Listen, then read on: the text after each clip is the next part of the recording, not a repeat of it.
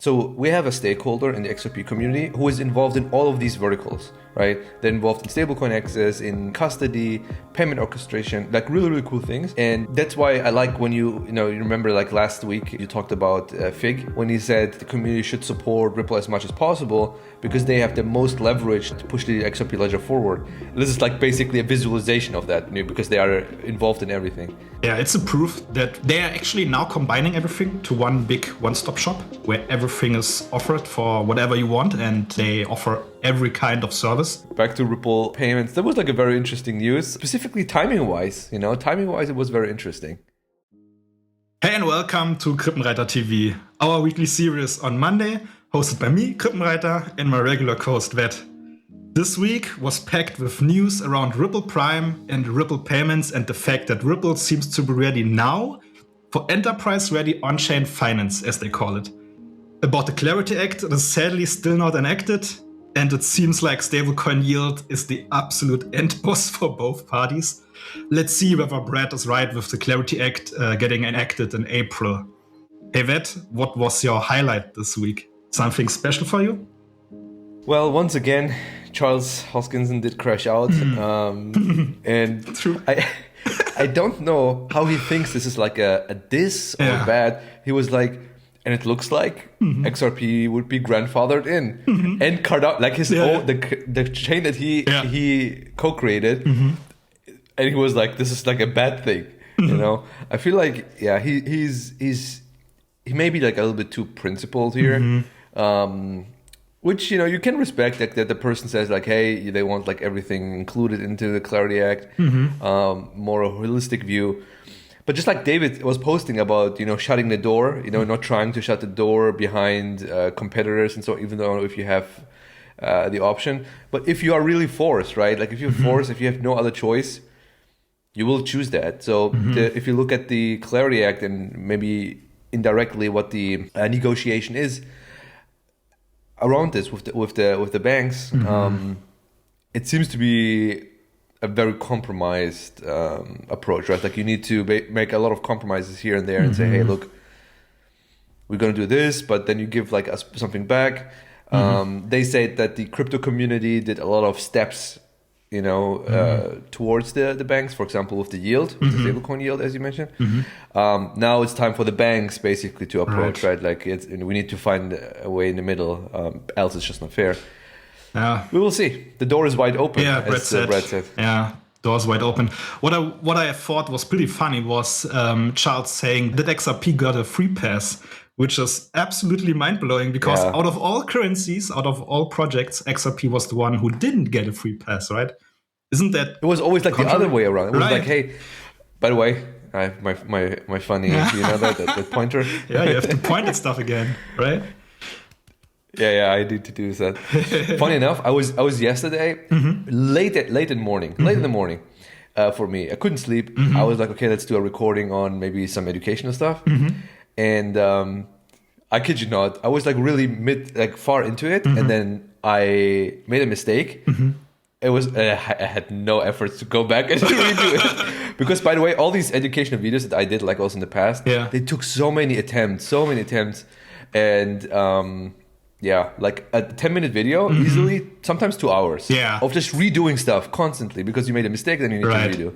But do you start from the beginning all the time? Or you could cut, right? You could cut just the parts. You could cut. That's the thing. I did not use cutting, because I do one take. Okay. So that's a problem. So I need to do it in the first shot, and if it doesn't work, I need to do a redo. But anyway, Back to Ripple payments. That was like a very interesting news. Specifically timing wise, timing wise, it was very interesting. Interesting also that they said Ripple payments now gives businesses everything they need. This is something Saul highlighted as well, which I thought is pretty cool.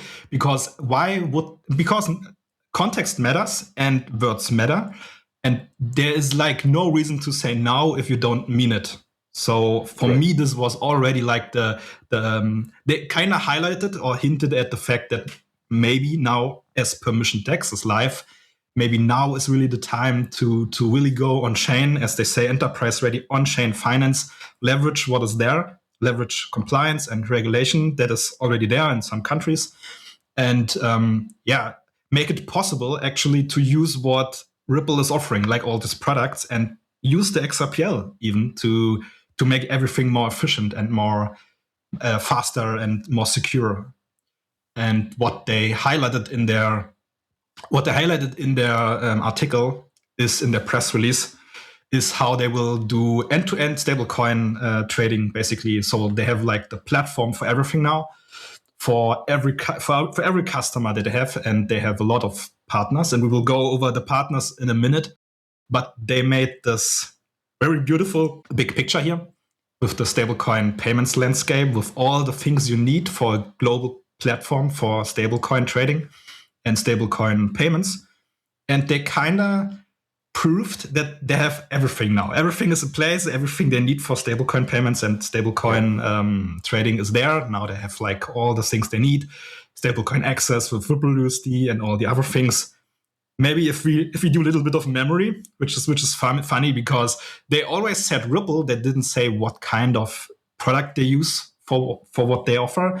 So for on and off ramps, maybe G Treasury could be something that they use for virtual accounts and wallets. We already know it could be Rail. It probably is Ripple Rail. Then which they acquired.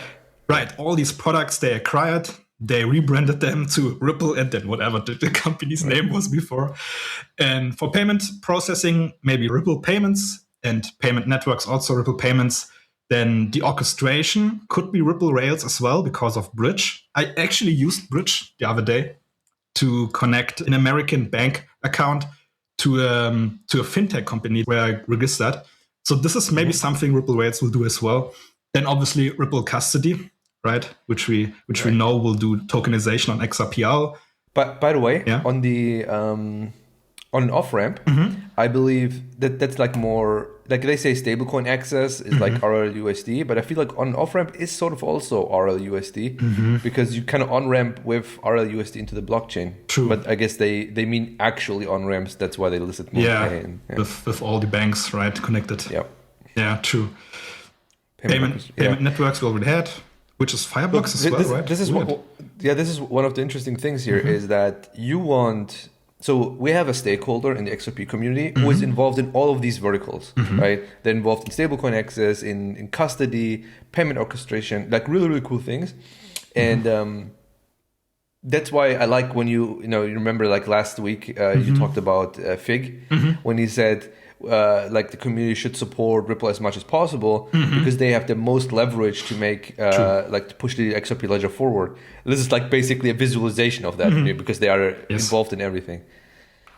Yeah, it's a proof that what they bought over the time is now actually they are actually now combining everything to one big one-stop shop where everything is offered for whatever you want, and they offer every kind of service. Wallet as a service also pretty interesting, which is Palisade, which they acquired as well.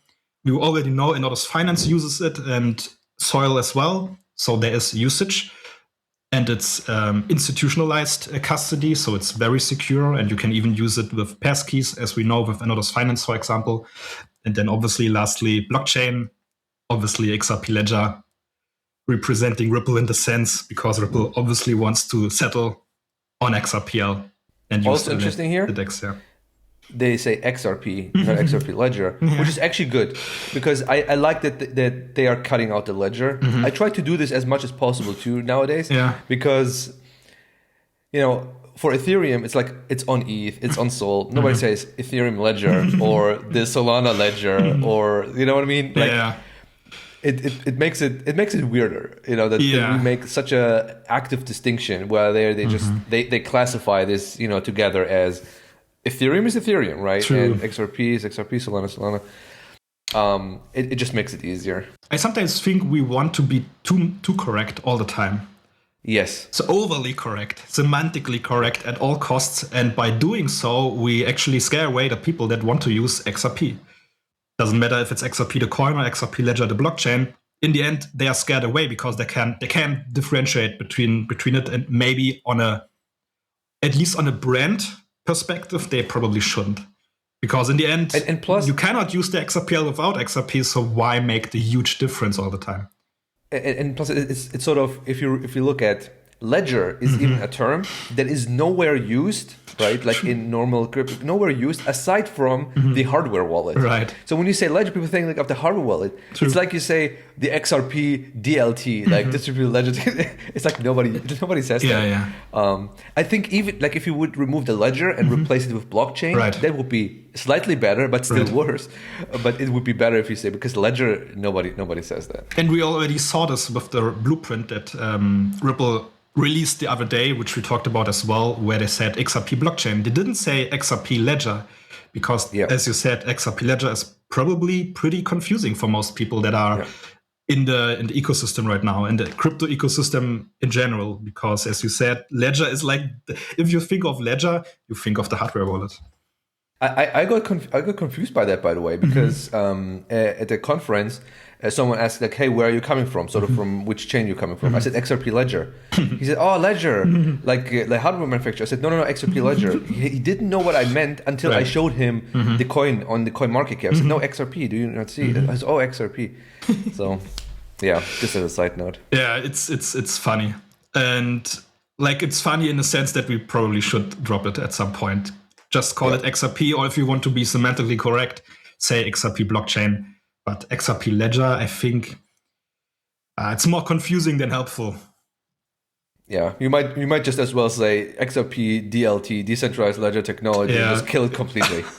If you want to be even more correct. Yeah, true. And then, which is also pretty interesting, they mentioned all the partners they have that actively use Ripple products right now. And some of them you may know, and some of them we don't know yet. But a lot of companies actually using Ripple payments. As we see here, Ripple payments, Amina Bank, cross-border payment infrastructure as well. By the way, Cross River. There was like this with Cross River about X money, right?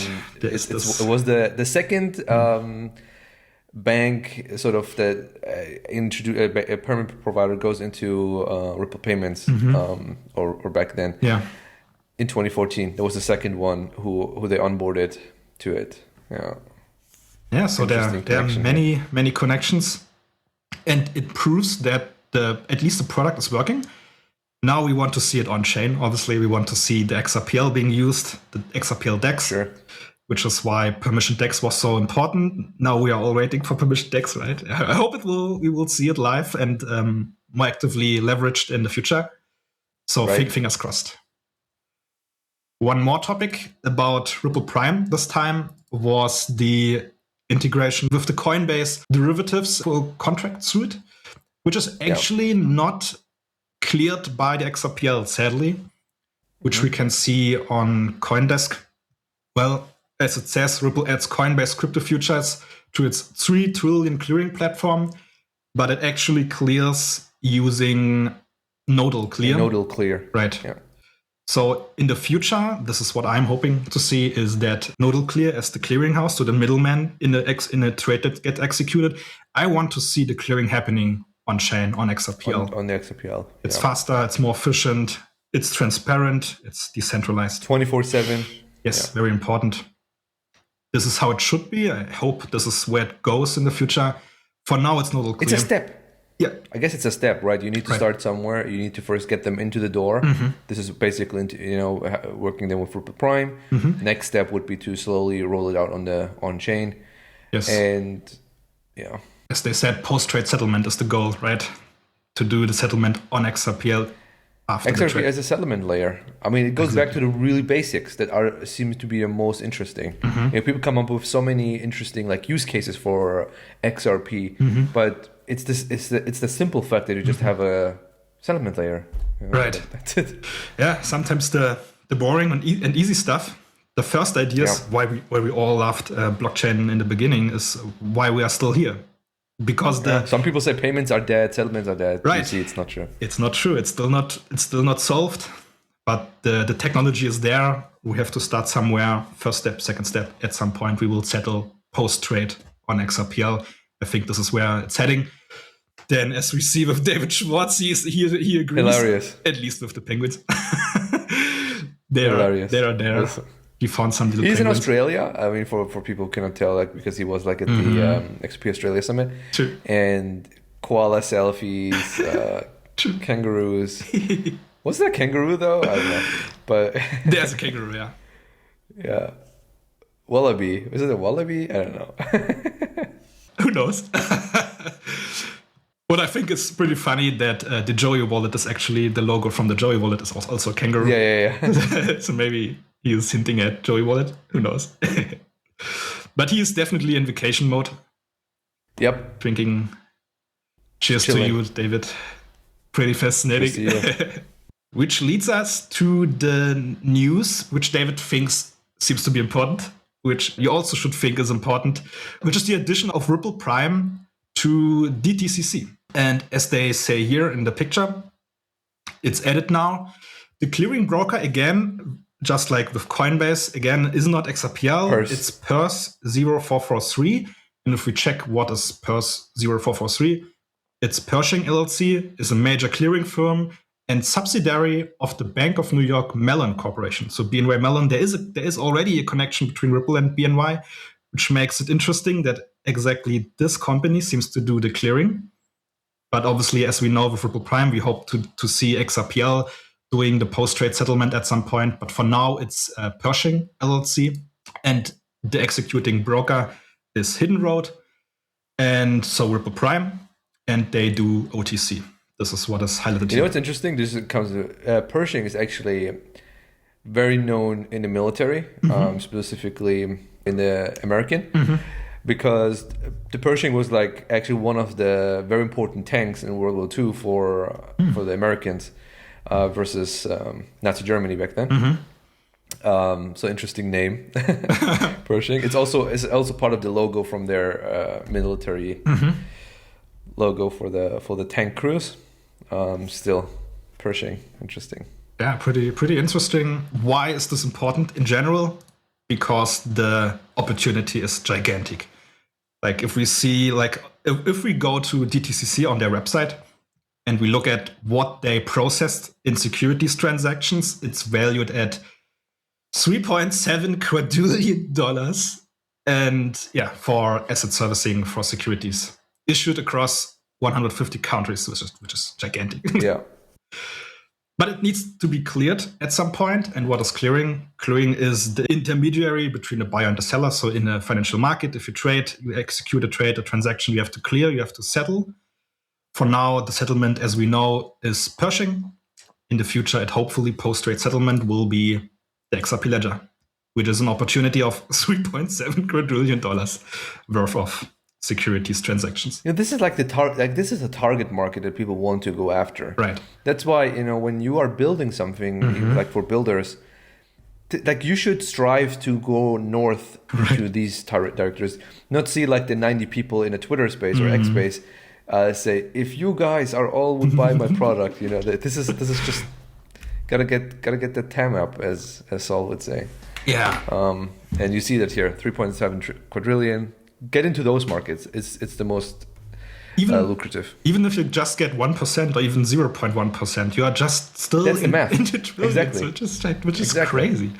I mean, many products and many projects probably can't aim at these markets because they have not the connections, the network to aim at these. They don't have the money to go through the licensing process and everything.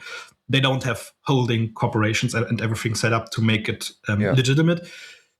But as you said, you still shouldn't aim at the 90 people in your little crypto sphere bubble, because this will not lead you to success. No, it won't. It definitely and won't. you see that all the successful ones who are raising also very good capital, their target market is everybody out there. True. Right? And they're very agnostic, and they use it just as part of their tech stack. True. They don't make it their tech stack. Right. Like if you are a DEX platform, just exclusively DEX platform, the downside with that is your product is the XRP Ledger DEX essentially. Right. And that's a harder sell because it's a shared thing that you also have. So it's much better to say I use it. Like let's say you have a product and the liquidity you're routing through maybe Squid Router, through also XRP, EVM sidechain, other chains. That is the more lucrative business model. Like this makes more sense for any VC to look at. For sure. Also, with Wormhole, for example, make it possible to merge tokens across many ecosystems and make the liquidity aggregated so that when you trade, you get the best execution based on what Wormhole is offering. So I think if you are a maxi in any sense, I think you will, these days at least, I don't think you will have success. The days of As a build, I think as a builder, the days of being a maxi of one chain or one token, the days are over, I think.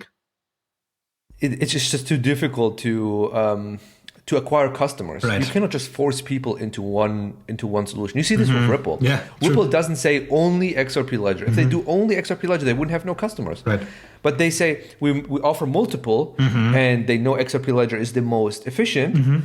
So just by logic, right, over time, people would gravitate towards the more efficient without force, just naturally.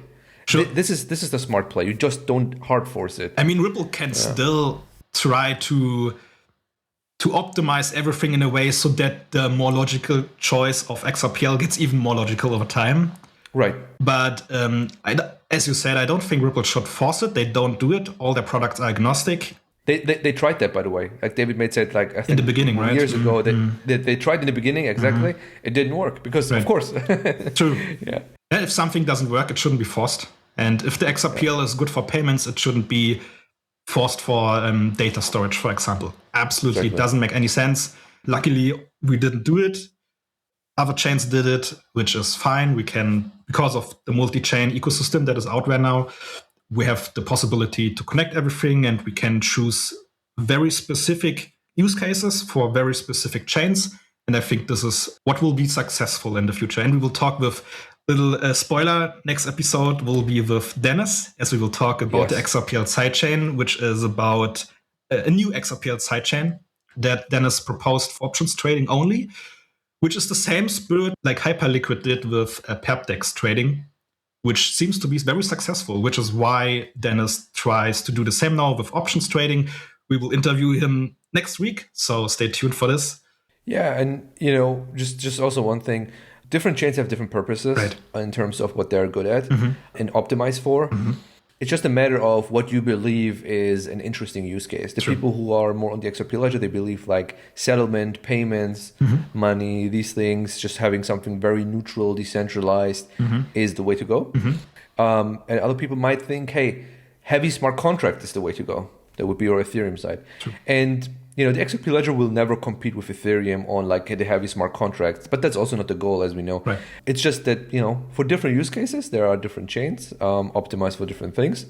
And our community is just very passionate about the things that the XRP Ledger is very good at. True. And it proves that we are right. As we can see with Ripple payments and the permission DEX now, we know XRP Ledger is purpose-built for payments. We now have the compliance part ready. Well, Ripple already said publicly that now everything is set in stone, basically for Ripple payments to actually leverage the permission DEX. So as they will move on the XRPL DEX, we will see our thesis get validated. And plus, the important thing here is that the XRP Ledger, right, it has like things that other chains don't have. Like think of the incentive part, think of the consensus algorithm, the low cost effort. We have laptop decentralization. It's very easy to run a node. All these things we need to, of course, preserve because they make us very, very strong, as we specifically see that people deal with the downsides of that. What they can at least say is they have upsides that sort of work together with the downsides. So, for example, you can say Ethereum has like heavy smart contracts, makes the node like suboptimal for other things. Yeah. But at least they can say we have best-in-class smart contracts. Right? They can say that. On the XRP Ledger, if we would add these things, there is nothing to compensate against. If we would say we introduce incentives, what is the upside that we are gaining? Because now you introduce the downside, and there is no, for example, no downside. You always need to at least handle that part. So that's why I'm really eager to see that the XRP Ledger would carve a lot of market share from this 3.7 quadrillion from the DTC and other trading facilities, settlement layer. It's a huge market. It's just DTCC. We are not talking about all the money. It's just DTCC. DTCC already captures $3.7 quadrillion for the securities transactions in 2024. Which and as we know, as things get more modern and blockchains get more leveraged, and as things get faster and more efficient, this number will increase drastically over time. Same with snail mail in comparison to email, for example. Very good example, I think. The same will happen with blockchain and finance. So everything is now T+1 settlement. In the future, it will be T+0. So everything will be instantly settled, or just in a few seconds. So by this increase in efficiency, I think we will 100x what is there already. So there is a huge potential. And what I like to do is always calculate just 1% of it. We don't have to gain the whole cake. If we just get 1% of the cake, we are already winning big time. I agree. But where we are not winning is the batch issue. We are winning now. Now we are winning. We won by not getting hacked. So there's that. Yes. The critical bug was there. Cantina AI rescued us in this sense. And I think everyone acknowledges now that AI is just, it's there. We have to use it. It's there. It's very powerful. It actually works. And what we didn't do in the past is we didn't leverage it enough, I think. And now it should be used even more. Well, I mean, we will be able to talk with Dennis definitely also maybe on that front a little bit, but I'm in contact with him and specifically regarding this, and it's really, really interesting what AI can do. Like, in the hands of a good core developer, like, he is, in the hands of a good developer, it really is a great tool to leverage. And we know that also in test after, the AI caught the bug after and after again. So they were testing it. So why not use it? It's a great way to augment an existing really good core developer and make him just better. Yeah, more powerful, right? For reviewing, for audits, but also for development, right? But for reviewing specifically, it makes total sense. And just let me say this, I'm super happy that IO made this write-up. He really targeted everything that we wanted to have. We said we want to have more audits, right? They said more audits, more multiple, not only just one or two, maybe even more by independent people. Then the bug bounty, we talked this about in an X space. Hey, we want to have an expanded bug bounty, maybe because that's how Cantina was attracted. So maybe we can just make the bug bounty better. Okay. A flashy number, just attract a lot of white hat hackers, as it says. Incentivizing white hat hackers before a launch is far cheaper than reacting after, right? So prevention is always better than treatment. True. Like that people say in healthcare too. So the lending attackathon, Ubri is very interesting. I got a little bit tidbits of that from Emma. She's responsible for managing the Ubri partners. They're actually working on immediate impact. That they're already like working on hackathons or attackathons with all the universities that they have to incorporate the lending protocol, for example, to do testing already with that. Because she was like, hey, we have so many hackathons and so many research programs. Why are we? Let's just introduce like these testing things, amendment part into it. Perfect. Like this is making use of existing resources so that it has an impact. Phenomenal. So yeah, we have the multiple audits, we have the expanded bug bounty, then the XRPL Foundation separately has a security hardening initiative. So they want to optimize this whole flow, right, from end to end for the software development cycle, like how pull requests, reviews are being done, testing, like that there is a whole suite of basically process that is improved with AI. Right. So that's great. Yeah, down there you can see it. AI assisted code review. Discovery. Yeah, automated instant discovery, fuzz testing. Like this is great. So we have multiple audits, more reviews. We have bug bounties, hackathons by people to test the amendments. Right. We have a new security roadmap sort of thing with that. And lastly, is like the golden goose is the formal verification for critical components, which is it's probably like one of course, my favorite. But it says also long term because it's not yet completely available. Like it's not fully yet available. There's also the difference between specification and verification. Just because you have specified stuff doesn't mean it's verified, right? You have to do both. That's another one. That's another step. Yeah, that's another step. That's why it's called formal verification audit. Right. So once you have specified, you can do a verification audit. And plus the whole AI initiative that was said above probably works also way better once you have specified a lot of the things. But it's just great to see that we are just trying to do better. And this is what I'm seeing here from IO as well, trying to do better, working together with the XRPLF. Right. Yeah. What I think is pretty fascinating is the expanded bug bounty program. Yeah. Especially for me, I think, because what I don't want to see is the bug bounty being too low in the amount of funds that is offered. Because what you do with bug bounties, if the funds that are offered is too low, is that you incentivize black hat hackers to not turn white hat. Because in the end, why do you research? You are either a white hat at the beginning, or you are a black hat already. So if you are a black hat, the only way to incentivize you to turn white, so to turn to the good side, is money. Yeah. So as easy as it is, there's really nothing you really can do against it, except hitting the problem with money until the black hats turn white. And if we do this, I think we will have more clever people that are really good at hacking stuff to turn white hat and help us find bugs before they go live. It's great marketing too, right? Because you can see, hey, look, the XRP Ledger is such a secure place, and they want to double down, like they want to make sure this stays like this with a bug bounty. And I think it's also what you said, the reason that we don't know currently what are the numbers, because if you are, let's say, a black hat, you don't know if you should do white hack or should you do like black hat, right? So a lot of people might still submit. If you say, for example, hey, $50,000 is like the maximum that you can get, a lot of people will make the calculation, say, hey, can I exploit more than 50,000? If yes, they will rather exploit it. Yeah, but again, just because you exploit doesn't mean you can just run away with that money either, right? That's also something. In the end, it's illegal, right? Yeah. So you have to, it's illegal. Like if you do it, people will be after you. You have to compare like the illegal side. Maybe you get 10 millions out of your exploit, but you are illegal. You have to run away, or you turn white hat, then you get 50,000 for free, basically, because you did something great for the XRPL and for the bug bounty program, and you get rewarded for it. And what I also think, which is important to highlight really, is the bug bounty program worked with the Cantina AI. So what I want to see more is things that work out, because we are always talking about grants and how we can improve the fund and money situation. We forget to highlight what is actually working. And if something is actually working, like the bug bounty program obviously worked, we should double down. We should really double down on what is working and which moved the needle. And in the sense, it's the bug bounty program. 100%. So.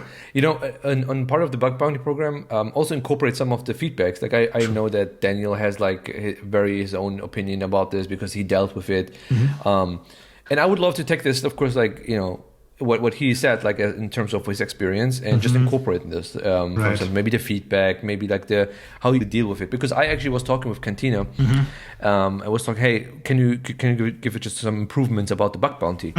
But because they are not completely through it, they don't have like all feedback. But for example, a higher medium time to respond, MTTR, would be great. So they said industry standard is 15 minutes, and we are in the good range. We are not top notch.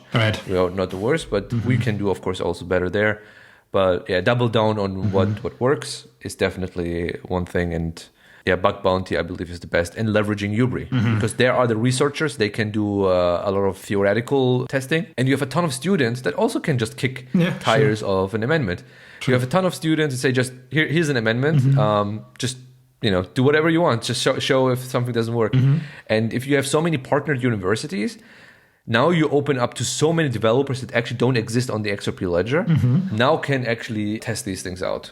So, and for this to work, I think it needs to be easy to reach the XRP Ledger Foundation, because it doesn't make sense if the bug bounty program exists and gives you, let's say, $50,000 if you find an exploit, if it's still hard to reach out to the right people. Like, for example, if you find something and the only person you are able to reach out is Ayo, and Ayo is just packed with, he's overwhelmed with tasks right now, he probably won't answer your DMs on X. So make it easy for people to reach out. So what I want to see is the XRP Ledger Foundation make it easy to contact you. Because if you go to the XRP Ledger Foundation website right now, there's zero way to contact the foundation right now. Yeah, this needs to change. It needs to change. I know, you know, now that Brett is in it all started. It's just started. Right. I hope it will just kick in some gears and get like started going, and so we can have more of these things going on. So there are still things to improve. I am pretty sure everyone is aware of it, and we will see improvements over time. So I think this is really the way forward right now. Double down on what works. ignore what doesn't work and highlight what helped us. And in this sense, the AI obviously helped us, and we need to incentivize the right things, the right people, and the right approaches to make the XRP Ledger more secure. And some good examples to make the XRPL secure and really test out new features is what XRPL Commons did before they voted yes on the single asset vault. By the way, they voted no on the lending protocol, which for now, as they said in the town hall meeting, which Commons organized as well the past few days. So they are highlighted how they approach the voting right now and what they do to test out. And they have a new framework right now. So they are not just looking at the amendment, test a few things, and then say, okay, it works, let's vote yes on it. It's a little bit more complicated now, which it should, because these are pretty big amendments, pretty big features. As always, like with Batch as well, if you enact new features and they're big in size, you should do a lot of testing, a lot of audits. You should do as much as possible on the testing side to make sure that nothing goes wrong. And correct. Yeah, I like that how they wrote up the testing. The only thing that I would love to see is if you scroll down. Yeah, they said here the 257 tests passed. I don't know if you can find those tests. I went to tests.xrplcommons.org, but this is just the front end, right? Where you can do it yourself. But I would love to see sort of maybe a PDF. Maybe we can see like something like that that is generated, and you can maybe do that. That would be cool. I know that Ripple X is doing it, and they are releasing it on DevTO. So maybe this is something Commons could do as well. Yes, that would be cool for people who want to know other more. People can use it as well, right? Like I can use it and say, hey, I looked over the tests that was generated here. I can adapt this in my argument why I vote yes. You can also validate if the tests that Commons did are actually right, because they could write whatever they want. Exactly. You can test as well and see if what you test gets the same result as what Commons were testing. 100%. A lot of value would be there. Right. So this is what is going on right now. And we are seeing that the single asset vault gets more yes votes as people are testing right now. I think as it goes right now, I think the single asset vault will probably get enacted earlier than the lending protocol. Which I would probably assume so too. Which is fine. Yeah, which is fine, but we probably will see like votes come in, then we'll stall probably in the mid, because I think there's also a large group of validators who just want to first take some time now and see like a lot of the initiatives that IO was like talking about, like have like actually like seeing something from this, so that you can see like, for example, multiple audits, or for example the attackathons would be a really good one. Right. Some of the AI initiatives to see implemented, because we know formal verification is not going to be here in time for that. So I'm not counting this, but I'm counting on AI. I'm counting on the UBRI initiatives. I'm counting on the testings people do. Yes. And counting on Dennis. Counting on Dennis. I think the right people with the right tools at hand will do fantastic. But they will do great jobs to how we test and how we move forward with new features, so that what happened with Batch will hopefully never happen again. You never know, but at least the chances the thing, are lower. That's unfortunate. That's one thing. Because we do protocol changes, you will never eliminate this. You will never eliminate. It's just not 100% proof thing. We can just literally just say we try our best, and unfortunately, that's the only thing. The other part is really to be reactive to those things. So when something would happen, what is the plan? Like, what is the plan? Who would we contact? Who would we just collaborate with? The triage is very important. Plus, we need a better he didn't include this IO in this, but I would include it, which is a more aggressive overhaul of the UNL. We need either to remove or add others, but for now it's fine to remove more of the inactive operators, including some of the universities, because they're just busy with research. Because we need a very swift reacting UNL that can react to issues, right? Like a bug or a hold. And if too many people are not reachable, we are stuck. We are stuck in a hold, we're stuck in a situation. So we need to improve the UNL, very high priority. And then also have a plan on how we're going to triage actual problems. That means, for example, having good connection to stakeholders in the community, means other projects, maybe wallets, exchanges, very important, right? Because you have to think through, if this batch thing would have gone through, what would you have done? Because then you cannot just talk about testing, because now you are in focus of damage limitation and how you are going to handle. And it's better if we just test these things out in theory, what we would do, instead of just being surprised when it would happen. Of course, we hope it will never happen, but it's always good to have a plan. With infrastructure, you actually have this disaster recovery procedures, for example. This is something you usually do. Also, change management. Whenever you do a change, you usually also do a report, and you also prepare a report in case something goes wrong. You already know what you do to roll back to the earlier version, which is obviously hard with ledgers because you have to organize a lot more, but that's nothing new. Like, this already exists. We just have to use it, what is already there, and use it for blockchain and for our UNL. Yeah, and establish the channels, because we have a lot of people in the community, we have no idea how we're going to reach them. What is the best way to reach them, and who? For example, exchanges and things like that. Do we have all the contacts to the right people for exchanges that can help to, let's say, stop withdrawals and deposits if there is, like, let's say, an exploit, right? Because just reaching out a business developer on, let's say, Kraken, it's just not enough. We need the person who is actually in control of their infrastructure to say, I cut it. So establishing those, make all the connections very, very quick, so we can very quickly triage. And triage means not only like stopping, communication is very important, right? Like, communicate with the community, have comms ready, have reports ready, as you said, and of course the infrastructure, and then plan what to do. Because the thing is, rolling back the chain is of course would be the choice if something like this would have happened, but it is also very nuanced. It depends, because if, let's say, if 1,000 XRP would have been exploited in that case, would you change? Would you do this for 1,000? Would you just say the XRP Foundation just is paying you 1,000? Like, you lost 1,000 XRP, I'm paying you 1,000 or 10,000 just to compensate, because rolling back a chain is a precedent.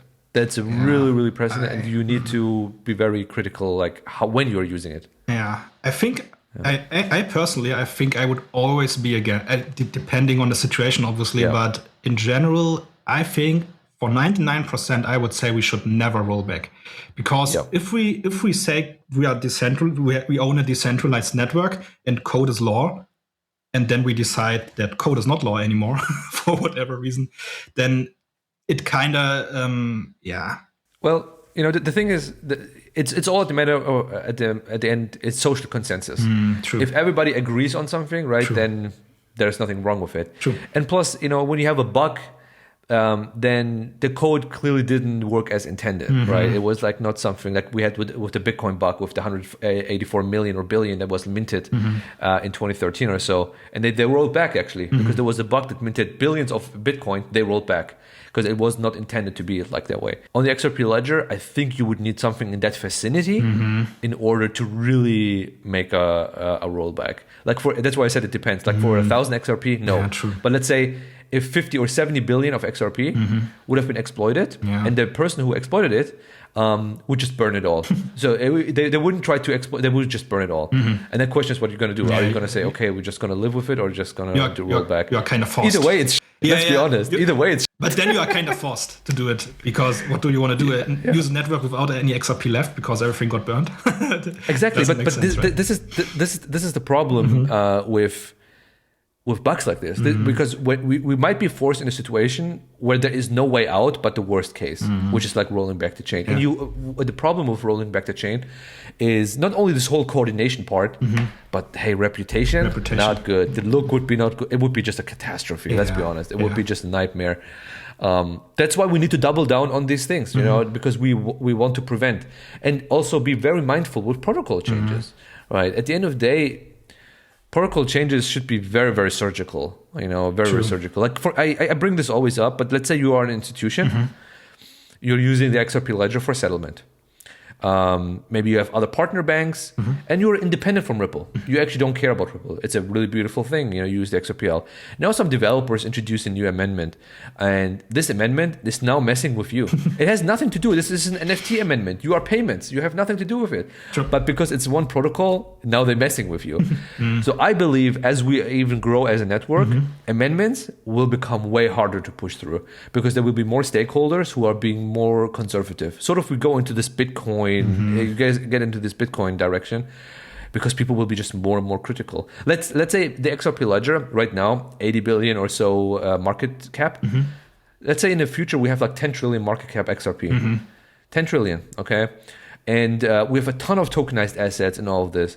Who, let's be honest, who would risk it's life or death, right? It's life or death. It's life or death. The decision to actually push something that could harm a network worth like trillions, quadrillions or something. Yeah. It depends at some point how, if we even want to push something at all.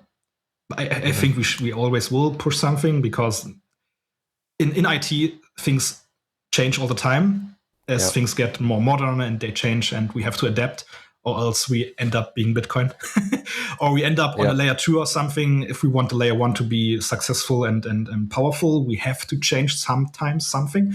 But yeah, I don't think we should push for amendments every 4 months.